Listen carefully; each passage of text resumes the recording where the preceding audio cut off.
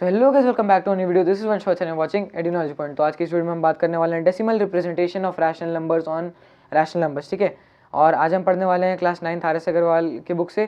ठीक है, का पैटर्न हम फॉलो करने वाले हैं जैसे कि हम पिछले वीडियोस तक करते आ रहे हैं।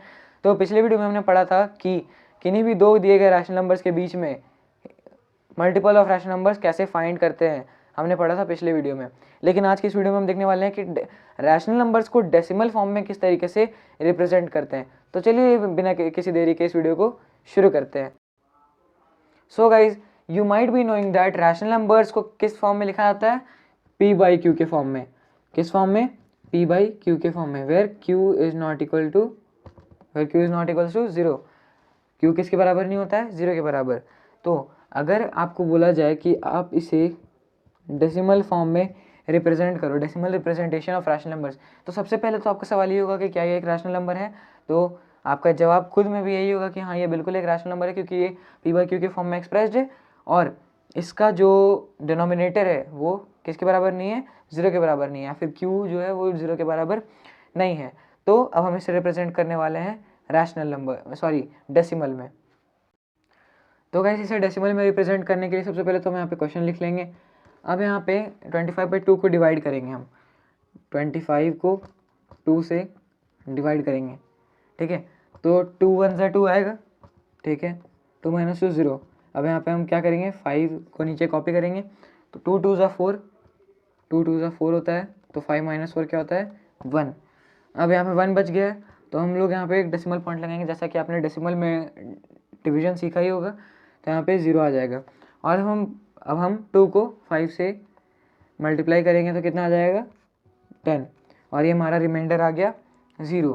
तो ये हमने रैशनल नंबर को डेसिमल के फॉर्म में रिप्रेजेंट किया, और यही है आज का हमारा टॉपिक, जो कि है decimal representation of rational number. तो चलो हम आगे बढ़ते हैं और एग्जाम्पल्स के साथ। तो गाइस, सबसे पहले हम ये समझेंगे कि टर्मिनेटिंग डेसिमल, जो कि आपने अब टर्म देखा होगा अपने बुक में, वो क्या होता है? What is a terminating decimal? Terminating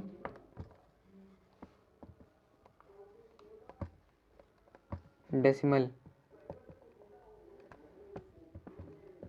so terminating decimal is a decimal that terminates. अब इसका मतलब भी नहीं समझ में आया होगा। तो टर्मिनेटिंग डेसिमल एक ऐसा डेसिमल एक्सप्रेशन होता है जो कि टर्मिनेट हो जाता है, यानी कि टर्मिनेट का मतलब यहाँ पे क्या होता है? टर्मिनेट का मतलब यहाँ पे क्या होता है? एंड होना, एंड ऑफ समथिंग। ठीक है, एंड ऑफ समथिंग। तो अब हम इसका एक एग्जाम्पल देखेंगे टर्मिनेटिंग डेसिमल। ठीक है, का टर्मिनेटिंग डेसिमल का, जैसा कि हमने देखा था 25/2, 25 को 2 से डिवाइड किया था। तो इसका हम पहले क्वेश्चन फिर से निकालेंगे। 2 1 ज़ा 2, 0 आया, 5 उतरा, 2 2 ज़ा 4, 5 - 4 1.0, 2 5 ज़ा 10। तो गाइस, एक सर्टेन पीरियड ऑफ टाइम के बाद क्या हुआ? डेसिमल पॉइंट के बाद जो नंबर था उसका जो क्वोशंट है वो पॉइंट के बाद एंड हो गया, वो कंटिन्यू नहीं चलता गया, ये एंड हो गया। अब इसके बाद इसका क्या हम इसे और सॉल्व कर सकते हैं? 0 0 के बाद तो रिमाइंडर ही 0 आ गया, तो हम क्वोशंट को और आगे नहीं बढ़ा सकते हैं। तो ये एंड हो गया, यानी कि ये क्या है? टर्मिनेटिंग डेसिमल है।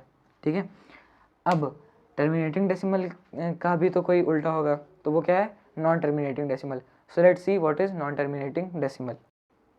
गाइज, नॉन टर्मिनेटिंग डेसिमल एक और इम्पॉर्टेंट रूल है। नॉन टर्मिनेटिंग डेसिमल पढ़ने से पहले हम एक और इम्पॉर्टेंट रूल पढ़ेंगे, जो कि आपको आपके बुक में भी दिख जाएगा, लेकिन आप उसका सही मीनिंग समझ पाओगे।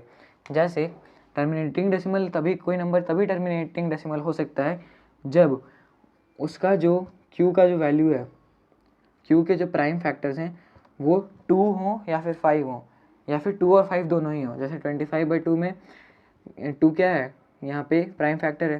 ठीक है, ये एक प्राइम फैक्टर है, यहाँ पे 2 सिर्फ।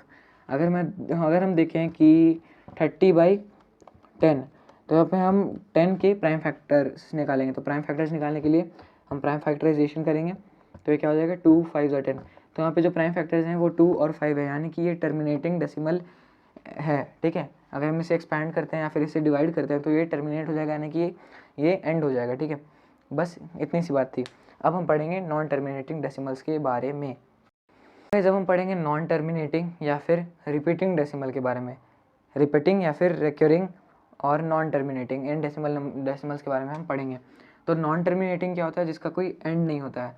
जैसे देखते हैं, नॉन टर्मिनेटिंग हो गया आपका 3/11।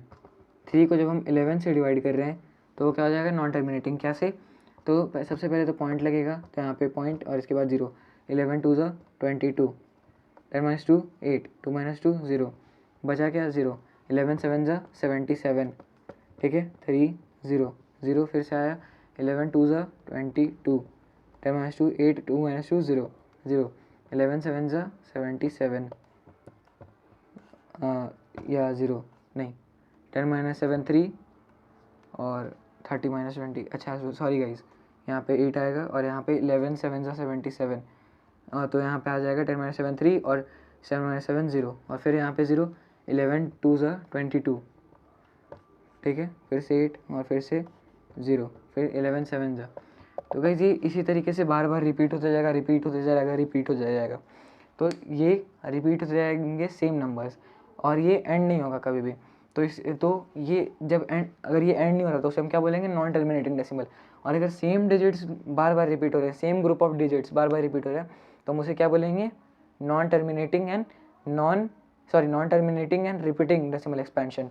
नॉन टर्मिनेटिंग एंड रिपीटिंग क्या होता है कि सेम नंबर्स बार बार रिपीट हो रहे हैं, यहाँ पे 2 7 2 7 2 7 बार बार साथ में रिपीट हो रहा है, ठीक है, तो हम इसे बोलते हैं non terminating repeating decimal expansion.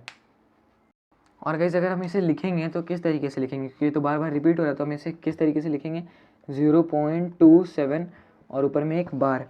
अब इसके बाद आपको कुछ नहीं करना है, 0.27 और उसके ऊपर बार, मतलब 27 जो भी एक नंबर का ग्रुप है, ऐसे कि 27 है, उसके बाद अगर फिर से सेम नंबर आ रहा है तो उससे पहले के जो नंबर्स हैं उनको लिख के और उनके ऊपर बार लगा देंगे। तो इसका मतलब क्या हो जाएगा कि वो रिपीट होते जा रहा है, रिपीट होते जा रहा है, रिपीट होते जा रहा है। तो आज की इस वीडियो में बस हमें यही पढ़ना था। कल हम इसके बारे में फिर से एक बार रिवाइज कर लेंगे कल की वीडियो में। तो होप आपको ये वीडियो पसंद आया होगा। अगर पसंद आया तो इस वीडियो को लाइक कर देना, चैनल पर सब्सक्राइब कर देना। मिलते हैं जल्दी एक नई वीडियो के साथ, तब तक के लिए टाटा।